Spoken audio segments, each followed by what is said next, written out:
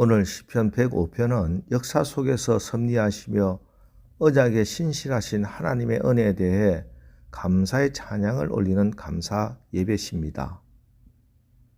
오늘 먼저 시인은 하나님의 거룩한 이름을 부르고 그의 이름을 자랑하면서 하나님께 감사하고 찬양합니다. 1절로 3절 여호와께 감사하고 그의 이름을 불러 아뢰며 그가 하는 일을 만민 중에 알게 할지어다.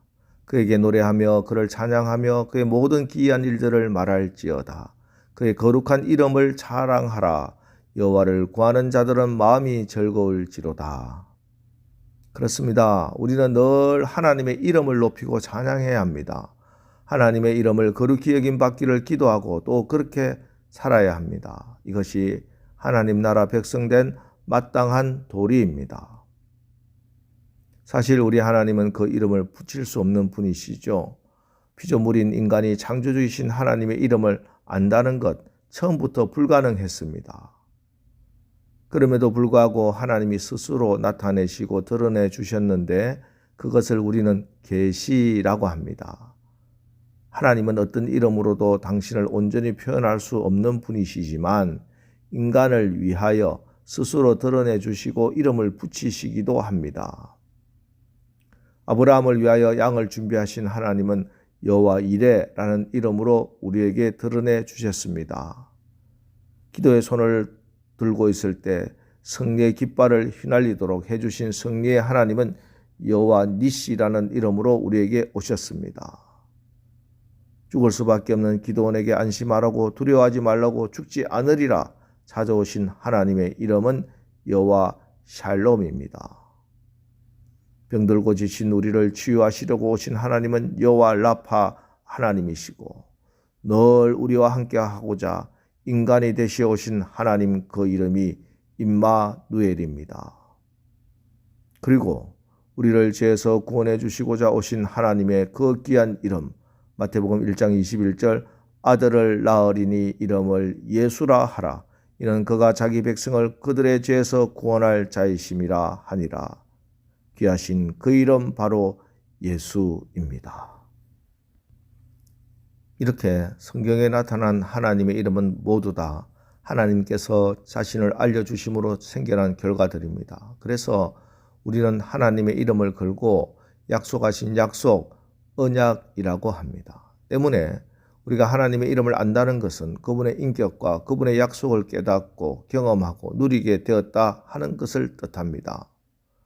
그래서 오늘 시편 기자의 고백처럼 우리는 늘 그 이름을 자랑하고 그 이름을 알고 그 이름을 부를 때 하나님이 약속하신 그 약속을 이루어 주시고 그래서 그 이름을 부르는 우리는 늘 마음이 즐거운 것입니다. 그렇습니다. 하나님의 거룩한 이름을 아는 자가 하나님을 의지합니다. 하나님의 이름에는 언약이 있기 때문입니다.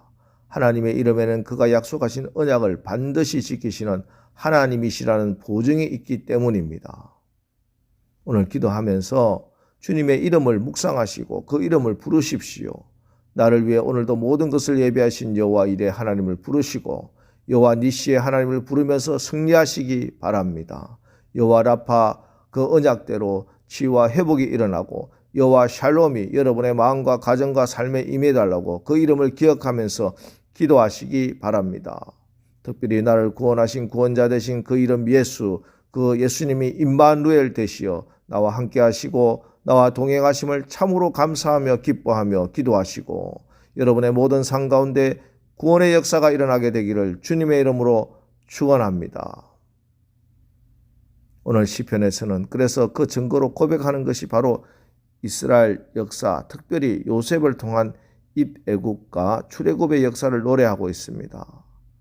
특별히 요셉의 이야기를 하면서 18절, 19절에 이렇게 노래합니다. 그의 발은 착고를 차고 그의 몸은 쇠사슬에 매였으니 곧 여호와의 말씀이 응할 때까지라 그의 말씀이 그를 단련하였도다. 하나님의 언약이 이루어지는 과정 중에 요셉의 단련이라는 축복이 있었다는 겁니다.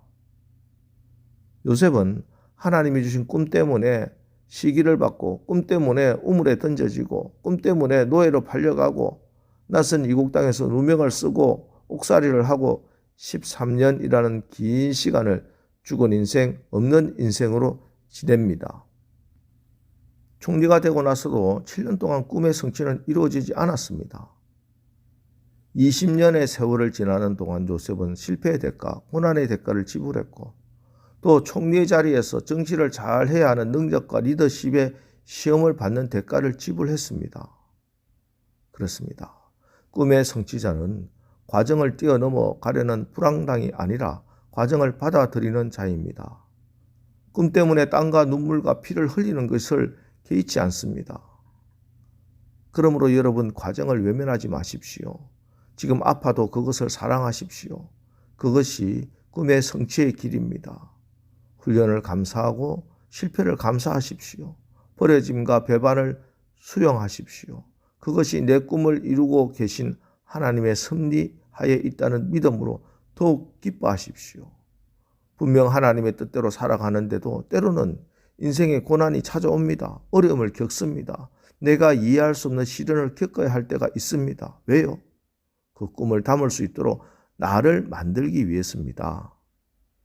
그래서 사실은 우리가 기다리는 것이 아니라 하나님이 기다리시는 것입니다.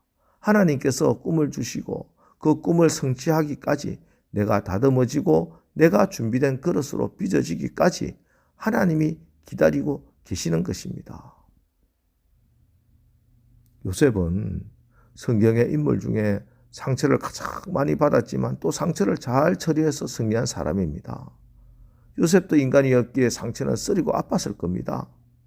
그러나 그는 쓰라린 상처와 고통을 당하면서 이 상처가 오히려 하나님께 영광이 되도록 은혜를 의지하고 신앙을 굳게 붙들었던 사람이었습니다.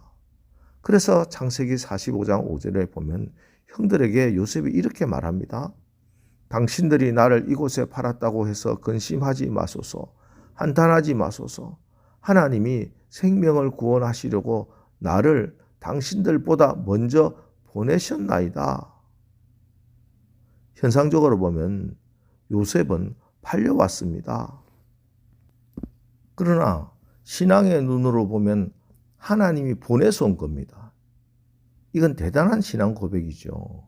형들의 죄가 작아서가 아니라 지금까지 요셉이 하나님으로부터 받은 은혜가 너무 컸기 때문에 용서할 수 있다는 것입니다. 여러분, 사건보다 해석이 중요합니다. 하나님의 일을 기억하고 하나님의 판단하심을 기억하고 사시기 바랍니다. 5절 6절 그 종 아브라함의 후손 곧 택하신 야곱의 자손 너희는 그가 행하신 기적과 그 이적과 그 입의 판단을 기억할지어다. 하나님의 은혜를 간직하는 사람은 범사의 기준이 하나님의 뜻입니다. 다른 사람이 어떻게 생각하는지, 내가 어떻게 느끼는지 그게 기준이 아닌 겁니다. 하나님의 말씀에 뭐라고 하셨는지, 하나님이 무엇을 원하시는지가 오직 유일한 기준입니다. 여러분, 우리 하나님은 진실로 언약에 신실하신 분입니다. 하나님은 하나님께서 한번 약속하신 약속은 아무리 오랜 세월이 흘러도 반드시 지키십니다. 정확하게 성취됩니다. 이것이 우리가 하나님께 감사하고 찬양하는 이유입니다. 이제 오늘 하루 이렇게 신실하신 하나님의 약속을 믿고 붙들고 감사와 찬양으로 승리하는 우리 모두가 되기를 주님의 이름으로 축원합니다. 기도하겠습니다. 하나님, 하나님의 이름에 계시되어 있는 그 언약에 대한 신실하심을 찬양합니다. 오늘도 우리가 예수 이름 붙들고 기도할 때 그 약속, 그 언약이 이루어져서 하나님의 이름이 거룩히 여김 받게 하옵소서. 하나님, 오늘 광야 같은 이 세상 살아가면서 우리에게 닥치는 여러 가지 문제가 있습니다. 이런 문제 가운데 우리의 입술이 불평불만하지 않게 하시고 과정을 뛰어넘어 가려는 불안당이 아니라 과정을 받아들이는 자, 감사와 찬양의 입술이 되게 하옵소서. 하나님의 하신 일을 말하며 믿음으로 거룩하신 하나님의 이름을 영광을 돌리는 삶을 살게 하옵소서. 예수님의 이름으로 기도합니다.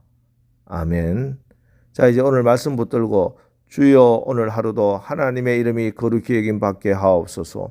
오늘 나의 삶이 하나님의 일을 이루는 과정임을 깨달아 기쁘게 살아가게 하옵소서. 오늘 말씀을 붙들고 우리 합심해서 기도하고 나가겠습니다.